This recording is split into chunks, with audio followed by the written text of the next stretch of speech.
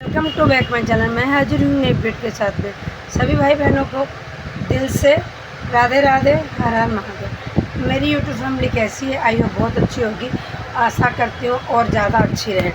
तो मैं लेके आई हूँ सीमा हैदर के कुछ प्रूफ सबूत के साथ। सीमा हैदर निकली जासूस, बिल्कुल रेडी, सही सुन रहे हो। अभी मैं दिखाने वाली हूँ आपको एक प्रूफ। सामने से आप उसमें पढ़ सकते हो तो पढ़ लेना या स्क्रीनशॉट ले लेना।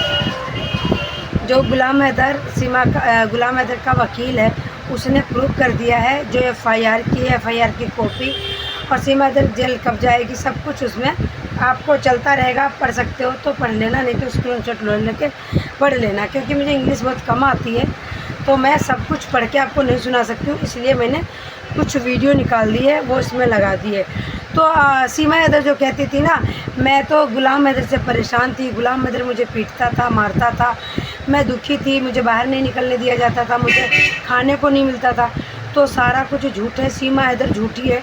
सीमा हैदर खूब घूमती थी, क्लबों में डांस करती थी, शादी ब्याहों में डांस करती थी, और हमेशा होटल का खाना खाती थी। जैसे कि आप लोगों ने यहाँ देखा है, ब्लॉग में भी दिखाती है, तो चाउमीन, पास्ता, मैगी या फिर डोसा, बर्गर बाहर से मंगाती है।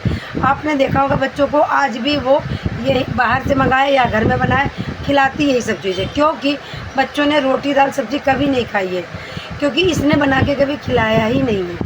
तो दिखाने वाली हूँ सीमा हैदर की असलियत और बताने वाली हूँ।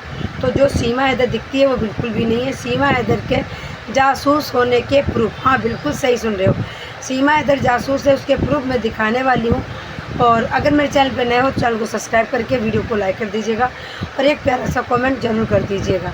तो बने रहिएगा। मैं बस दिखाती हूँ सीमा हैदर की वो क्लिप, उसके बाद मैं दिखाऊंगी मैं और कुछ बताऊंगी।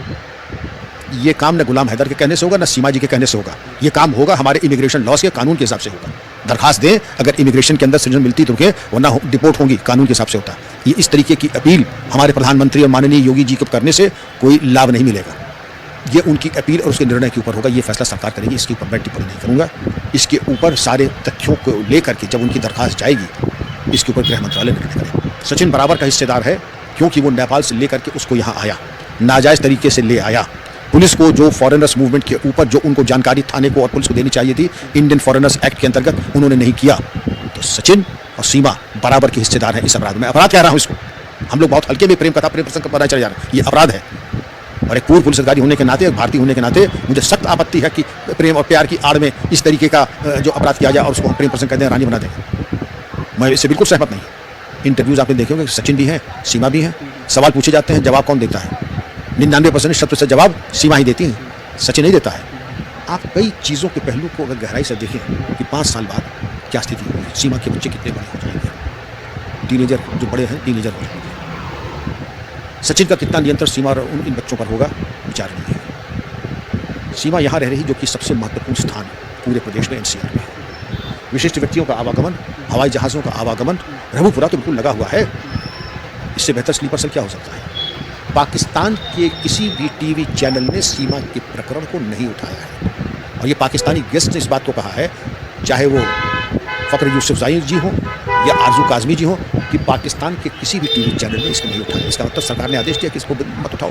सरकार क्यों रुचि ले रही है सीमा में इतना ज़्यादा? और अगर पाकिस्तान सरकार इतनी रुचि ले रही है, यहाँ से खेल शुरू होता है कि महिला मित्रों के। तो आप लोगों ने देख लिया, समझ लिया कि ये वकील साहब क्या बोल रहे हैं।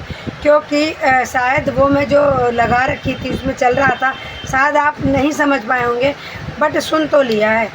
और बाकी मैंने ये जो क्लिप लगा रखी है, आप क्लिप में भी पढ़ सकते हो। बाकी वकील साहब ने मेन पॉइंट तो आपको बता ही दिया है, मेन पॉइंट तो समझा ही दिया है कि सीमा हैदर जो है बहुत बड़ी जासूस है। 5 साल बाद अटैक करने वाली थी भारत पे, 5 साल में ये विश्वास जमाती, उसके बाद में करती बहुत बड़ा हादसा। अब सीमा हैदर डरी है, सहमी है, क्योंकि छोटे छोटे जो हादसे हो गए तो सीमा हैदर के ऊपर शंका की सुई चली गई। और हो सकता है ये भी एक प्लानिंग के तहत किए गए हों कि पहले छोटे छोटे हादसा करना, देखो मेरे ऊपर कितनी उंगली उठती है, मुझे बचा देना, मतलब मेरा कितना बचाव होगा। और सीमा हैदर ने प्लानिंग कोई बहुत बड़ी करी हो सकता है पहलगाम में भी सीमा हैदर का कहीं ना कहीं हाथ हो। तो सीमा हैदर निकली जासूस और 100% भारत के लिए खतरा है। तो ये आप जो मैंने क्लिप लगा रखी है इसको पूरी देखिएगा। तो ये महिला जासूस प्रूफ हो चुकी है। ATS ने भी जांच करके इसको जासूस का करार दे दिया है कि भाई हाँ, सीमा हैदर के जो लक्षण हैं वो तो जासूस के ही हैं, क्योंकि सीमा इतनी शातिर है, जो भी कोई पूछता है, मीडिया पूछे, कोई भी पूछे, फटाफट उसका आंसर देती है। तो सीमा हैदर इतनी शातिर है कि कोई इसका पॉइंट पकड़ ही नहीं पा रहा। पर जैसे कि वकील साहब ने बताया कि सीमा हैदर जासूस है, इसके प्रूफ मिल चुके हैं। पर मैं जब तक यकीन नहीं करूँगी जब तक सीमा हैदर को हथकड़ी न डल जाए, जेल में नहीं पहुँच जाए। जैसे कि कहते हैं कि जिस सीमा हैदर को हमने बेनकाब किया है, FIR की है, तो सीमा हैदर को पाकिस्तान भेजा जाएगा। तो मुझे नहीं लग रहा है कि पाकिस्तान भेजा जाएगा। हाँ, सीमा हैदर को तो जेल पक्का है, भारत की जेल काटनी पड़ेगी सीमा हैदर को, उसके बाद नेपाल जाएगी, नेपाल के बाद ही पाकिस्तान जाएगी। इतनी जल्दी पाकिस्तान नहीं डिपोर्ट किया जाएगा, क्योंकि सीमा हैदर पे बहुत बड़ी शंका है। क्योंकि सीमा हैदर ने रघुपुरा ही क्यों चुना? क्योंकि रघुपुरा एक ऐसा इलाका है, वहाँ पे सारे लोग आते हैं, बड़े बड़े अधिकारी लोग, और वहीं पे पास में ही हवाई अड्डा है। तो सीमा हैदर ने आखिरकार रघुपुरा ही क्यों चुना?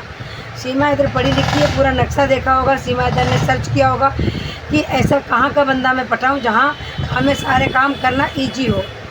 तो सीमा हैदर की ये बड़ी चाल थी जिसमें वो कामयाब हो चुकी है, बट कामयाब होने नहीं देंगे। मेरा भारत महान था और है, भारत की सुरक्षा करना हम सबका कर्तव्य है। जैसे कि हम वीडियो बना के सीमा हैदर को बेनकाब करते हैं और करते रहेंगे, क्योंकि ये महिला बिल्कुल भी हमारे भारत देश की नहीं हो सकती है। क्योंकि जो महिला अपने देश की नहीं हुई, वो हमारे भारत देश की कहाँ से हो जाएगी? तो सीमा हैदर का ये बहुत बड़ा खुलासा था। मेरे भाई, आपका क्या कहना है कमेंट करके ज़रूर बताइएगा। क्योंकि ये महिला जब आई थी तो 5-5 पासपोर्ट लाई थी, 4-4 फ़ोन लाई थी, और भारत में एंट्री करने से पहले सारी सिम तोड़ के क्यों फेंकी? भाई, इसका मतलब क्या था? सिम क्यों तोड़ के फेंकी? तो यहीं से प्रूफ मिल जाता है कि सीमा हैदर एक जासूस है। सीमा हैदर कोई प्यार में नहीं आई महिला है। सिम तोड़ना सीमा हैदर का, दूसरी लड़की से वाईफाई लेके सचिन से बात करना, 4-4 5-5 पासपोर्ट होना, किसी में 22 साल उम्र, किसी में 27 साल उम्र, किसी में 32 साल उम्र, किसी में 30 साल उम्र। तो ये सब जासूस की तरफ ही लेके जा रहा है। क्योंकि सीमा ने इतने पासपोर्ट क्यों बनवाए और सब में अलग अलग एज क्यों? और एक तो पासपोर्ट ऐसा था, उसमें कोई उम्र नाम कुछ लिखा ही नहीं था, प्लेन था। कि सीमा हैदर का मतलब ये था कि अगर कहीं मैं पकड़ी गई तो इसी पर चुपचाप लिख दूँगी सीमा मीना, मैं तो भारत की हूँ। तो सीमा हैदर बहुत बड़ी चालबाज महिला है और बहुत ही इसके अंदर टैलेंट है। कूट कूट के इस महिला के अंदर टैलेंट भरा हुआ है। भारत को चकमा देने आई है, बहुत बड़े मिशन से आई है। बाकी इसका मिशन कामयाब नहीं होगा। वकील साहब ने इसके ऊपर केस कर रखा है, बहुत जल्द जाएगी ये जेल, और ये साबित हो गया है कि ये महिला जासूस है। तो मेरे भाई, वीडियो कैसी लगी कमेंट जरूर कीजिएगा, और अगर चैनल पे पहली बार आए चैनल को सब्सक्राइब करके वीडियो को लाइक भी कर दीजिएगा। आपका सपोर्ट ही हमें मनोबल देता है जो मैं वीडियो लाती हूँ। क्योंकि आजकल सीमा हैदर का केस कोई देखता नहीं है, बिल्कुल लाइक कमेंट नहीं आते हैं, पता नहीं क्यों। अगर आप लोग सीधे सो जाओगे, आप लोग सीमा हैदर को नहीं देखोगे, आपकी वीडियो नहीं लाइक करोगे, शेयर करोगे, तो सीमा हैदर सदा यहीं रह जाएगी। फिर उसको कोई भेजने वाला नहीं, कोई पैदा ही नहीं हुआ भारत से निकालने वाला। और जैसे गलियाँ चौबारों में नाच रही, किसी दिन ऐसा करेगी तो पूरा भारत तबाह हो जाएगा। तो फिर मिलते हैं नेक्स्ट वीडियो में।